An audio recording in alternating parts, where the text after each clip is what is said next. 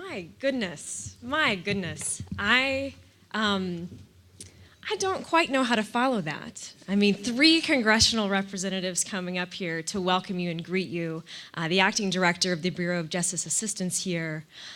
It is a powerful sign to you that truly sort of all eyes are watching sort of what's happening on the ground in your grant programs. And that we know he comes with huge expectations. We heard it from Senator Brownback. We heard it from Jim Birch. Big expectations. So it's a little bit fitting that the most popular session that you signed up for was a session on collaboration. You know that we cannot do this alone, that there's no single agency, there's no single individual that's going to make all of your reentry programs successful. And clearly you recognized that collaboration is important. So you're to blame for the reason why I have to follow this opening, because so many of you wanted to talk about collaboration. And so that's what we're going to do this morning. But I think it's also a very fitting way to begin. Mike asked for some hands to be raised around who is serving juveniles, but I thought it might be interesting for you all to see just how diverse of a group this is and how many different types of programs are in this room. And so if you are an adult demonstration grantee, can you raise your hand? All right. Adult demonstration grants are focusing on the system issues around state corrections agencies or local jails working around adult corrections issues. If you are a juvenile demonstration grantee, can you show me where you are? All right, great. There's 5 of you that were awarded the juvenile demonstration grantees in this country, which means you talk about an elite group, very special, select 5. That made that cut. If you're working on adult mentor programs, can you raise your hand? Great. You're our biggest group. There's 36 of you that were awarded. I tell you, there were hundreds and hundreds of applications. So really quite an accomplishment. And what about juvenile mentor programs? There's a handful of y'all. Yeah, there we go. There should be like 12 grantees working on juvenile mentor issues. These are challenging programs that you have designed and proposed, all built with one very clear foundational principle, which is collaboration and partnership. But we know that it is not easy to make those collaborations work. Collaboration often becomes sort of a code word for fixing all the problems no one's managed to fix yet. And for me, it has been sort of also the way that we have worked around systems that really weren't sort of created to work together. And so we say, well, fix it by creating a team and a task force and a committee and solve all of these system interface challenges that have never been reconciled before. But we're fortunate that there are actually some pretty good things that we have learned about collaboration over the years, particularly when it comes to reentry. Reentry really does bring together, as you know so well, so many different systems, programs, people, executive branch, judicial branch, legislative branch, nonprofit, grassroots, government. It's astounding the people that need to be in the room to pull off a successful reentry effort. And so the good news is that there is a tremendous wealth of knowledge that you have in your communities and in your systems that can help you think through how to plan and design your reentry effort. The challenge is that collaboration takes so much work, and there's no way to make that any easier. It's just the work that has to be done. So where do we begin? Oh, not there, not at the end. Well, actually, as Richard Stroker, my friend, would say, begin with the end in mind. He's taught me well. Well, let's see. Maybe.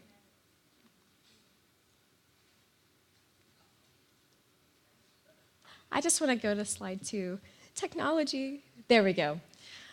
We're going to focus on beginning your collaborations by keeping the end in mind. You need to know why you're bringing people together. The Second Chance Act and the solicitations that came under the authority of the Second Chance Act were very, very, very clear. We want to see a reduction in the number of people that fail when they go back home. We want to see those people succeed when they come back to your communities. So the whole purpose of our reentry collaboration and every single thing that comes from that needs to be about improving reentry outcomes. And every single meeting, every single agenda needs to be about your strategies for improving reentry outcomes. If you're talking about anything else, we're wasting time.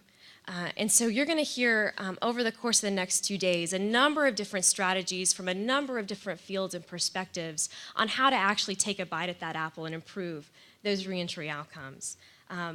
We're also so interested in learning from you about what strategies you have in place, because we know you know how to do this work, and we want you to talk to each other so we can hear about those strategies and you can share those across your colleagues that are here from all over the country. But we know that just focusing on reentry outcomes and charging a team with, reducing recidivism, okay, great. So how do we do that? Well, to get there takes good planning. And planning and collaboration are two things that cannot be separated. You cannot create good, comprehensive plans. You can't create a good plan for implementing your program without bringing people to the table. And that comprehensive planning process that the Second Chance Act requires, that I know that you put together to put your applications in, needs to be very specific, again, focusing on the reentry outcomes, that looks at the resources you have available in your community. What gaps do you see? What barriers do you see? And we'll talk a little bit more about that as we go forward. So begin with the end in mind. One of the things that we know as you're beginning your collaborations and as you have put your collaborations in place is that if you have the goal of improving reentry outcomes, you need to know about who you're going to serve, because it's their outcomes that you're going to measure and track, that your success is going to be measured against. And so you want to know, who are you targeting, where are they going, and when do they arrive? These seem like such simple questions to ask, but in the conversations that we've had with you and the work that has been done around reentry, knowing who you're going to serve is actually one of the more challenging questions, and being very clear about what their characteristics are, what the needs of your target population are. Such an important question for your collaboration to have in hand, for your task force to have in hand, before they ever begin their efforts. Who are you going to serve?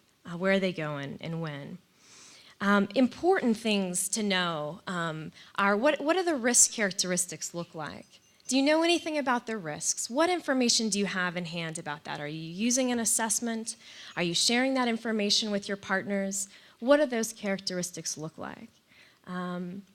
If you're not using a risk assessment instrument, you still know something. So begin with what you know.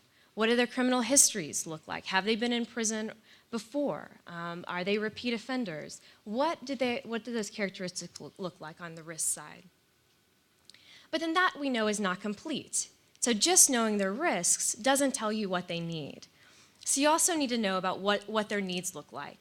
And I've put up here some of the needs that I think are most important to think through, because it's going to tell you a lot about who your partners need to be. Are you dealing with people with mental illness or substance use disorders? Are there criminal thinking, criminal attitudes and beliefs there? What do you know about their employability? What do you know about their pro-social support? These are critical questions that are a part of many of your assessment instruments that you're using. Some of you use 8 or 9 different assessment instruments to get at these different critical need areas. So you need to know who you're serving, what their needs are, and share that with your partners. Because that's going to tell you a lot about then who you need to bring to the table. And it's going to also guide you as you look at your existing collaborations, your existing committees, and you ask yourself, do you have the right people? Do you have the people at the table that bring the resources that meet the needs of your target population? Are they sitting around the room? And if not, how do you get them there? And so some things to consider when you're looking at who provides what, once you know who you're serving. What are the publicly funded agencies in your community, in your local jurisdiction? Do you have your mental health board at the table? Any continuums of care or homelessness alliances? Where do they fit in? Are they talking to you? Are you talking to them? Community action agencies, workforce development boards, public health clinics. Of course, your supervision authority is probation and parole in the room with you. That you cannot do that without those folks engaged in your planning process and engaged in your task force. Also, it's very, very important that you think creatively about how to interconnect these systems. One of the things that we're fortunate to be able to do in Michigan, where I came from, where my experience is, we worked very closely with our workforce development boards in that state. And they asked us and invited us to put members of our corrections agency from parole or our prison side to be part of their workforce development boards. So we had corrections sitting on the workforce development boards in almost every community in the state. That is a remarkable example of collaboration. Certainly something that isn't in most parole agents' job descriptions. Certainly not a system that most of us that come from corrections have a lot of experience in. But when we are looking at reentry outcomes and we are thinking about jobs, your workforce development boards in your communities are the ones solving those problems and they have the resources behind them. And how are you linking? In return, we asked those workforce development boards to co-chair with us our local reentry task force. So we had supervision, workforce development, and a whole host of community partners all at the table charged with planning their reentry comprehensive plan in each community. Something that took a lot of time, it took a lot of trial and error, but it's one example of thinking creatively about how this could work. One of the next sort of group of folks to think through besides your publicly funded agencies, because there's certainly a huge resource for you to think about, but that's not all that is in your communities, as you know, and many of you represent different community-based organizations and nonprofit organizations. How are you connecting with the major service providers, the nonprofits that may have contracts with workforce development boards or funded through public dollars? How are they connected to you? Are they at the table? What is their role with you? So we cover sort of the services by looking at these agencies and institutions in your community, these nonprofit organizations. But one thing that I think we all are very well aware of is that we have to win the hearts and minds of your opinion leaders, your community leaders, your local elected officials, your state elected officials, to continue to understand the issues, the very complex issues of reentry and criminal justice. And so, how are you engaging? Are opinion leaders and constituent groups part of your task force? Are you communicating with other existing networks that are part of your communities? Have you brought them in? Those are the types of questions to begin to think about. Have you engaged your faith leaders? Are you making those types of connections? This type of mapping of the who provides what takes a very long time to figure out sort of who is there in your communities. How many of you have done this type of assessment of sort of who provides what in your communities? A handful. I'm curious to hear from you sort of what that process has looked like. Who are you talking to? How did you get this information? Do we have a community-based organization that has done some of this mapping? Nonprofit right here. From San Diego County, and we work with women ex-offenders, and what we did was we kind of knew, and we knew what the women needed, and we went out and had discussions with them about what we could do for them and to help them so they would help our folks. And so that was the easiest way. The best way was to say, we're going to bring you sober, committed women directly from the jail so that, to our treatment partners. I noticed you didn't have treatment up there, and you might have included them in the Homeless Alliance.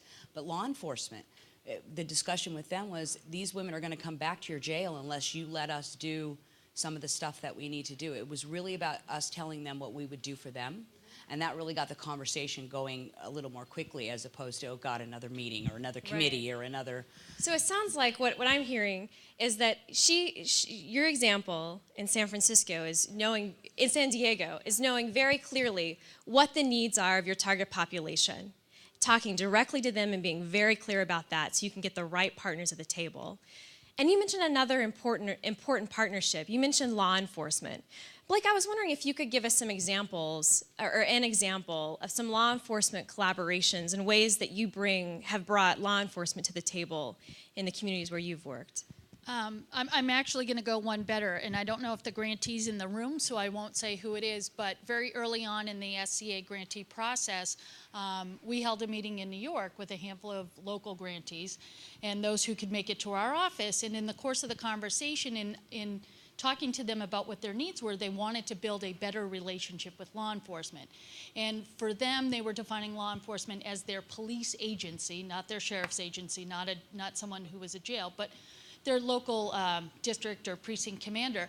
And one of the questions that I started to ask them was, what are you already working on with local law enforcement? There are, for many jurisdictions, local law enforcement has community policing officers or neighborhood response officers. And a lot of those officers are already working side by side with the same population that you're working with. And what we found is that they were having a hard time reaching kind of the upper echelon of the command staff. And they were basically, the command staff was like, yeah, we don't do reentry, that's soft on crime. But they had a precinct commander that really got it and was thinking, you know, this may benefit us. This may be an officer safety issue. This may be something where we're not seeing the same people over and over again. So figuring out what both sides of the partnership could benefit from engaging in a reentry conversation. And they've started to have conversations with their police partners that they already have. So that's one example of how we have encouraged our grantees to engage law enforcement. And I think, Blake, you brought up a very interesting point that we're going to touch on a little bit later, which is, you know, as you're bringing partners to the table, you have to know their interest in engaging with you, because everyone knows that another meeting and another task force and another committee takes a lot of time. Why? Why would any agency, law enforcement or otherwise, give up their precious staff resources to come to the table and participate? Yeah. When we were listening to the peers, the women that had gotten out and had changed their lives, what is it that's going to make a real difference in the whole system? And they said, first of all, you have to pick us up at the door. And this was in 1996. You have to allow the peers to come back into the jail system. And also, you have to change the political parameters within San Diego. Now, what we did in 1996, it was set up that if you were visiting me in the jail in 1996, you couldn't have anything to do with me on the outside. And you couldn't connect with my family on the outside at all. What was in the jail had to stay in the jail. We went to the sheriff.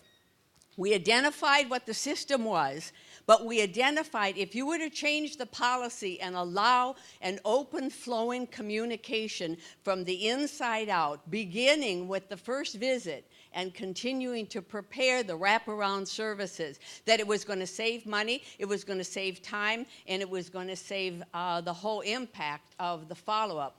And we've got to remember that many of the people who are in law enforcement, who are responsible for this, they want the best, but they may not have the ideas on how to correct it that all of us do when we have been peers and when we have made that difference. So go forth with a plan, with love, with prayer, and recognize that change is possible, and be bold about it, and it'll work. Thank you, Welcome Home. Yes. I think as you described, you got to get your messages right to bring people to the table. And how you do that requires a lot of conversations as you begin to assemble your team so you know who you need to bring to the table, what messages, what information do they need that's going to entice them to stay and become committed. And then how do you structure that time so that people feel like it's productive? And it is productive. You got to make the best use of that precious, precious time you have together. And so it is important that when you look at pulling a task force together or a committee, that you begin to think about how different organizations or committees or task forces are going to work together so that they are clear about how the decisions they make link back to the decisions made by other groups. It includes defining a very clear scope of work. What are you asking people to do when they give up the precious time that they have? Who have you recruited? Are they the right people? So now that you've identified the agencies, do you have the agency leader who's the decision maker? Do you have a mix of doers and a mix of decision makers so that you have folks that can take on the homework that's required between meetings to make sure that everyone comes prepared there? So once you get that right agency, it's just as important that you get the right member, the right person that's going to sit in the room with you. And that has to be decision makers, but it also has to be the people with the knowledge base that are going to do the work as well. And it's also important that you figure out, as you all know, a team needs a leader. And I don't know how many committees you have sat on. I've sat on a lot. And often the team leader is the committee chair, who is very, very well respected, incredibly, incredibly busy, and needs a lot of help to lead that group. So you all know that on any team, you've got your formal leaders and you've got your informal leaders, and that needs to be part of it and planned for as well. You need a chair that can get people to devote their time, that can have some authority in the room to keep people focused, but that positional authority is not enough, as you know. So I wanted to also, I flashed through some charts as well. I think I have developed a new hobby, which is over the last 7 years, a lot of part of what I did with my former deputy director, Dennis Schrantz, was try to figure out how to handle all of the people that wanted to be involved in the Michigan Prisoner Reentry Initiative. You know, how do you take, because it's never just 10 people in a room on a task force. There's hundreds of different stakeholder groups, different organizations that want to be involved, different people you're trying to attend to, different folks that want a role. If you're lucky, you've inspired them enough that they're engaged. They get it. Reentry matters to their community. Now what? Now you have 200 email in your inbox and all these people wanting to help you. So you have to structure those collaborations, those partnerships, and those teams, and organize them in a way that makes sense to you. I've come to realize I don't think it matters where the boxes go on the chart in a lot of ways, as long as just everyone knows how they relate to other people.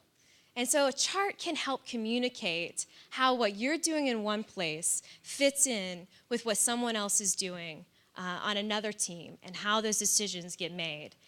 So you've talked about who you need. You've done some work and you've created some charts. You figured out how everyone's going to fit together. You know what you're going to do. You're very clear about your mission. And now you want to have your meeting and you want to charge your team. And this is very, very important. So everyone has to be clear from day one why they're in the room, what they're doing there, and why they're giving up their precious time. And also, that process has to be very, very transparent. So it's important that your committee members know, that your task force members know, your agency heads know how everyone relates. But then how do all of the other stakeholders that are in the room know what you're doing? Citizens, your neighborhood associations, your churches, congregations, they all care so much about what's going on behind these closed doors and feel like you have all the secret answers that you're just not telling them.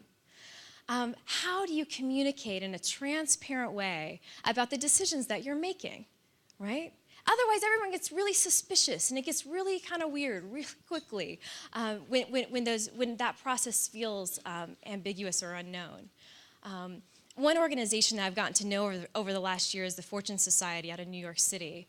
And one of the things that I think that they have done so well is being incredibly transparent with the type of reentry efforts that they have put together in New York. And I wanted to see if Glenn would say something for us about that transparent process. Sure. I'm not sure we had much of a choice but to be transparent, because we do things like housing in the community. And although we've been around for 43 years at this point, we recognize the value in engaging as many partners as possible, because number one, the lives of our clients are touched by many different systems, so it makes sense to have as many people at the table as possible. Number two, even though we are a pretty well-resourced agency compared to many of the agencies in the room, because we've been around so long and we're so stable, the fact of the matter is that we still don't have enough resources to meet the need. We're only serving a small percentage of the people coming home from jail and prison in New York State.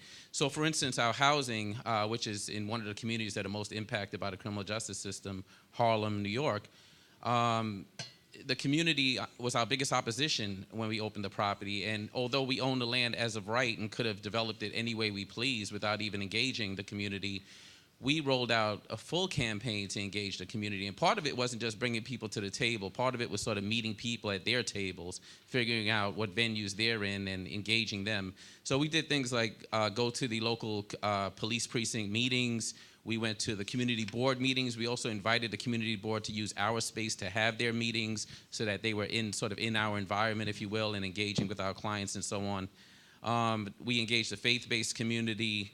Across the street is the state park. We actually got involved in the Friends of Riverbank State Park Committee and so on. So we did as much as we could to engage the community, to bring partners on board, to have everyone working towards a common goal, to become part of the community, if you will. And to this day, we continue to do that. So, you know, we've been up and running 7 years, no problems, the type of problems people would think would happen in a facility that houses people that have done 20, 30, 40 years. In fact, now we took the parking lot behind that building, and we're building 114 units of affordable housing, mixed use, half for the community and half for people with criminal records. And the community is now our biggest supporter because we've been so transparent and collaborative. That's a great example.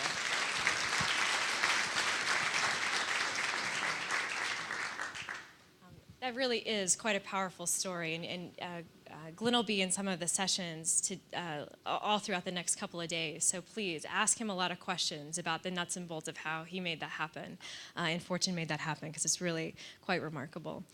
And then, so in addition to sort of the public communication transparency, there's some really just basic things like documenting your decisions.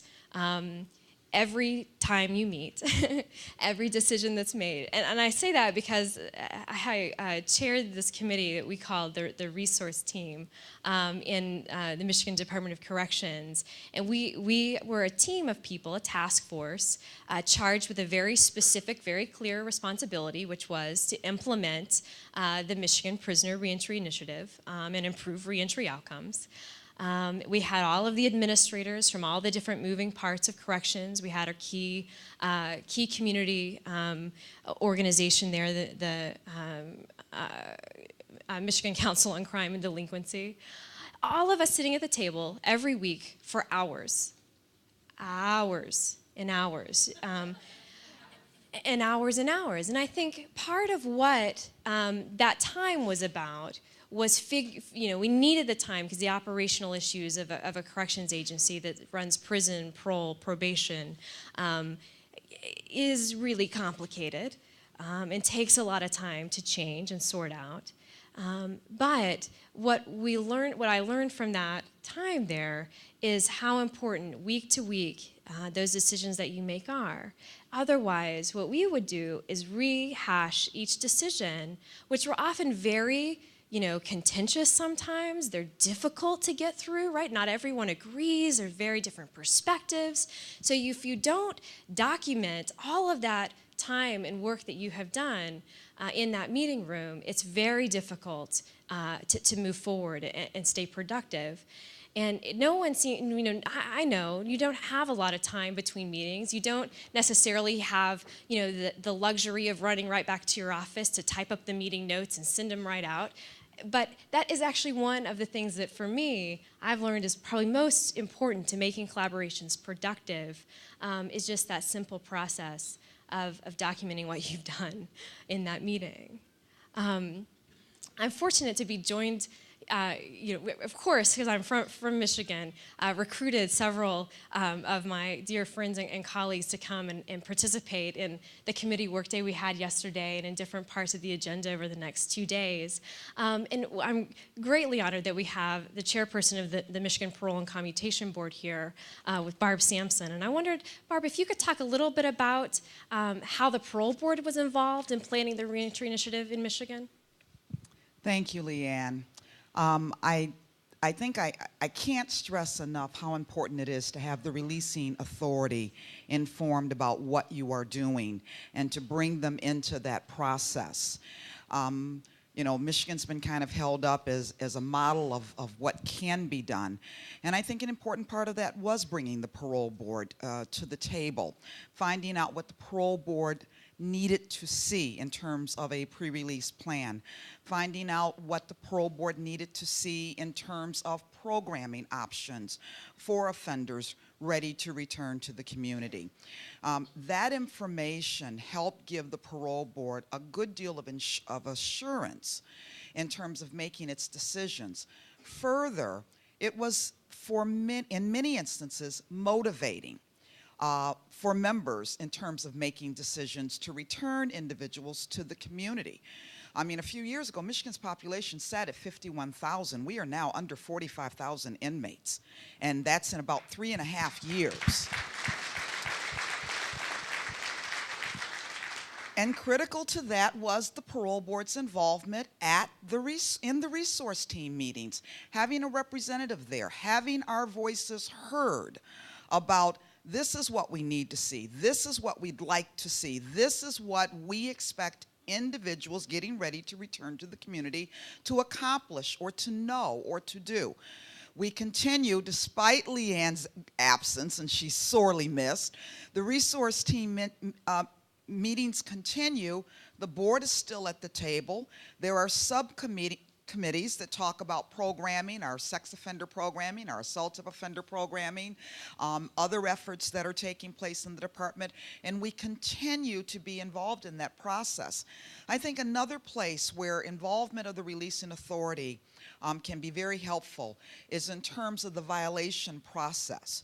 Because of our involvement with the reentry program, with the resource team, it has affected the way we return individuals to prison, because knowing about the programs, knowing about the effectiveness, and I can't stress enough the importance of a data loop that gets back to the releasing authority the types of success that you're having in the community, because that fosters confidence in those programs out in the community, so that sometimes when faced with the decision to return a person to custody or to return a person to the community, we say, that program's out there, get them into it, we'll return them to the community. That's important. That is so important, and it has had a positive impact on our return to prison rate as a result of both primarily of technical violations. So I don't know, and I know every jurisdiction is different. I can only speak about our experience in Michigan, but I think from the perspective of the Michigan Parole and Commutation Board, it has been an extremely important relationship. It has been very important for us, and I think has contributed a great deal to the success that we've had in Michigan. No question, Barb. Thank you so much. Yeah, really quite an example of what collaboration can actually result in. I mean, you heard her talk about having the parole board with us, designing what reentry would become in that state. Was critical. Also not easy to do, right?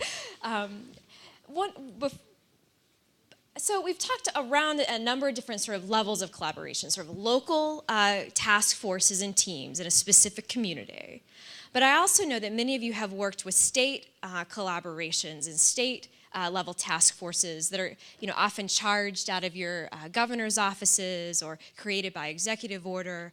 Those statewide task forces have to be linked to what you're doing on the ground in your local efforts as well. And that's a piece that gets really tricky, that state and local collaboration. How do your local teams communicate to that executive level or cabinet level task force that's meeting? How is that going to work? Is your local task force independent of that? Is it just reporting to and sharing information? Or are you operationally linked? Are you asking for your recommendations to be approved by that task force? And how do you stage that approval process? I'm very glad that I have my former boss, Deputy Director Dennis Schruntz, former Deputy Director of the Michigan Department of Corrections here, who really was the mastermind behind what was done in Michigan, which is really, as you've heard, quite a story. And part of that is because not for 1 second did he let us off the hook in terms of being collaborative and being transparent. And so, Dennis, I was wondering if you would talk a little bit about that state and local partnership that was put in place in Michigan. Sure. I will tell you that one of the first things we did in the Department of Corrections all across the state was we traveled to all the communities and we said to them, we do not know how to get this work done without you. This is your effort. At the end of the day, the Department of Corrections will have these men and women in their custody for 4.5 years. They will be under parole supervision for probably 2 to 5 years, and after that, they're back to your communities again, and you're completely in charge. The Department of Corrections will have nothing to do with them. They came from you, they will return back to you. If you don't own prisoner reentry, it will not work. Sustainability has got to happen as a result of the collaborations you have in your community. And it's not just those public agencies. Most importantly, we found it's those faith-based institutions that have the values that drive the spirit of this thing. And some of the most important work that we did was to make certain that every local jurisdiction had those partners at the table who understood that they had to own it. And at the end of the day, all of these men and women would be in their care, in custody, if you will, and not ours. And once they started to believe the Department of Corrections, who of course is not an agency, which is very well trusted. I used to get a lot of laughter in the room when I'd say, hi, I'm from the Department of Corrections, I'm here to help you. And after the laughter died down and the looks and the smirks, and I said to them, it's up to you to do this. Help teach us how to organize communities. We do not know how to do this work. And we started to show that and prove that. We gave them the opportunities and the resources and the funding to do local comprehensive planning, to have the right people at the table, and to make certain that they had that administrative support that Leanne has mentioned time and time again, to make certain that those collaborations were fruitful and not excruciating. Somebody has got to do the legwork to make certain when those key leaders come to the table, it is easy, it is fast, they are prepared. The minutes from the meetings happen very quickly. Who does what when is a matter of course. And the best advice I can give to you is to find your local workaholics. Leanne Duran, workaholic. Barb Sampson, workaholic. Without those folks doing 60, 70 hours a week, not because they're told to, because they want to and they have the passion. Without that type of time commitment for these pre- and post-meeting workups, you will not be able to manage this process well, and people will complain and become bitter about the amount of time that you're bringing them to meetings, and if they start to complain about their time being wasted, you will start to lose them. And so that local community tie-in, that leadership issue, and we don't just mean that charismatic leadership, that share of the local team. Administrative leadership is what makes this stuff work. It's the glue that holds it together. That high-level elected official wants to breeze in the room, have the talking points in front of him or her, and then leave when the meeting's over.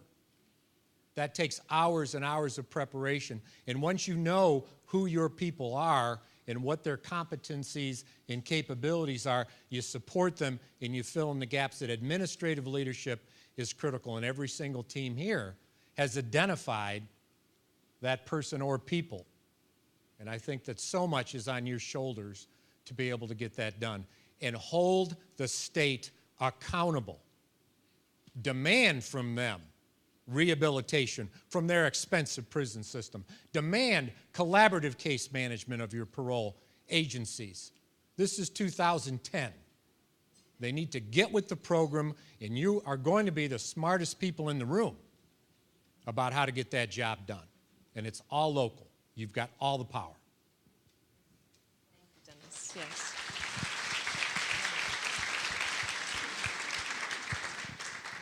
That is a very powerful message to wrap up our conversation about collaboration, which is true. You are the ones that know how to do this work. You are the voice that people in your communities and in your states will listen to. You will become, and you are seen as, the authority on reentry. You are the first class of Second Chance Act grantees, and that is quite an accomplishment. Yeah.